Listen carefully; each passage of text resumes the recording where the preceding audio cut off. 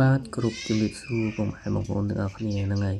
ថ្ងៃនេះខ្ញុំមកបង្ហាញអំពីការសម្អាតក្លឹមច័ន្ទក្រឹស្នាណាបងប្អូនក្លឹមច័ន្ទក្រឹស្នាមានបងប្អូនគាត់ខមមិនសួរខ្ញុំច្រើនតែខ្ញុំអត់សូវមានពេលវេលាបានធ្វើវីដេអូបង្ហាញគាត់ពីការសម្អាតក្លឹមច័ន្ទក្រឹស្នាអញ្ចឹងពីការសម្អាតក្លឹមច័ន្ទក្រឹស្នានេះបងប្អូនគឺវាមានលក្ខណៈច្រើនប្រភេទណានេះគឺយើងសម្អាតក្លឹមច័ន្ទក្រឹស្នាប្រភេទឈើដុំហៅប្រភេទឈើតុកហ្នឹងហើយបងប្អូនជាយល់ច្រឡំប្រភេទឈើតុកមិនតុកតាំងតុកកៅអីយើងណាបងប្អូនអាហ្នឹងគឺជាការហៅរបស់អ្នករោក្លឹមអ្នកដែលធ្លាប់គាត់រោក្លឹមរអីចឹងណាពីការសម្អាតគឺវាមានច្រើនអានេះសម្អាតឈើដុំចេះគឺវារៀងងាយស្រួលជាងសម្អាតឈើព្រៃឈើប៉ាឬហៅថាឈើមុខបថៅ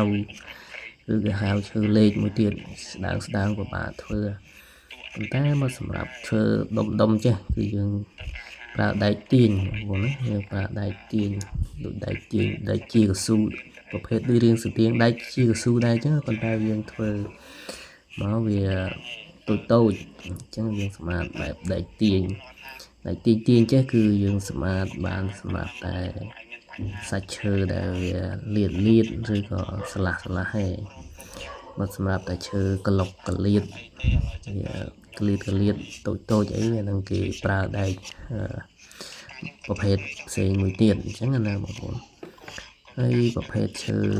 តុកនេះគឺគេហៅថាឈើដុំសាច់វាក្រាស់អញ្ចឹងណាបងប្អូនសាច់វាក្រាស់ក៏ប្រភេទឈើដុំដូចបងប្អូនខ្ញុំក៏ពងចាក់អញ្ចឹងណាហើយឈើក្លឹមច័ន្ទក្រឹស្នាមានច្រើនប្រភេទណាបងប្អូនវាមានច្រើនប្រហែលទេបើសម្រាប់អ្នករោក្លឹមច័ន្ទក្រឹស្នាវាមានប្រភេទ2-3ប្រភេទហ្នឹងដូចគេហៅប្រភេទឈើតុកលេខមានតុកខ្លាឈើលេខអញ្ចឹងណាអានេះគុលអានេះតែនេះជាប្រភេទឈើដើមណាបងប្អូនប្រភេទឈើដើមដែលយើងធ្វើដើម្បីឲ្យវាកើតជាក្លឹមគឺយើងត្រូវការធ្វើវាប្រភេទឈើដើមបើយើងមិនធ្វើវាអត់កើតទេបងប្អូនហ្នឹងហើយបើយើងមិនធ្វើវាអត់កើតទេបើយើងឲ្យវាកើតបែបធម្មជាតិដូចនៅព្រៃភ្នំដូចនៅអីចឹងវាអាចងាយកើតបានដុំធំប៉ុណ្ណឹងឯងបងប្អូនតែមកសម្រាប់ឈើនៅព្រៃភ្នំដុំប៉ុណ្ណឹងវិញតម្លៃវាគឺគួរសមបងប្អូនប្រភេទសាច់ដែរអានេះហ្នឹងហើយនេះដូចកលៀតចេះដូចប៉ាខ្ញុំក៏មកចាក់ណាអានេះកលៀតអញ្ចឹងគឺយើងត្រូវប្រើដែកចឹងដូចដែកពលាកហៅដែកចាក់ហៅដែកហ្នឹងក៏វាមានច្រើនប្រភេទដែរបងប្អូនវាមានដែកឡៅ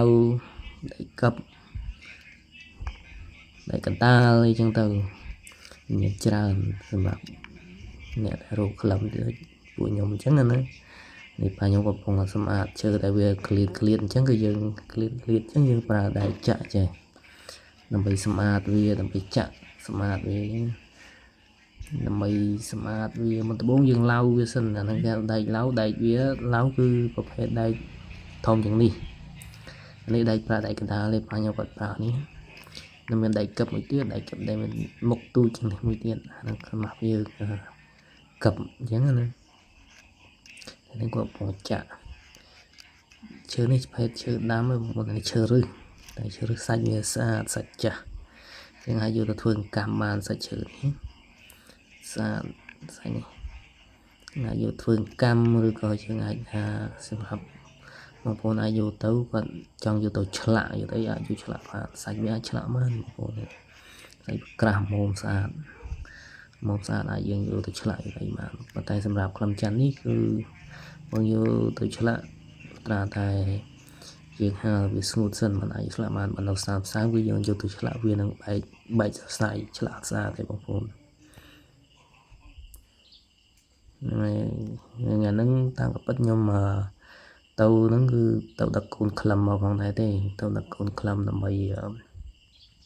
យកមកដាក់ចកាអញ្ចឹងដើម្បីមកដូរកន្លែងវាយកមកចកាអញ្ចឹងព្រោះខ្ញុំនៅចកាវានៅចកានៅស្រែនេះវានៅ ជាប់នឹងខ្ញុំក៏ទៅយកវាមកអំពន់វាពេលតម្រូវឆ្នាំក្រោយដើម្បីដាំទៀត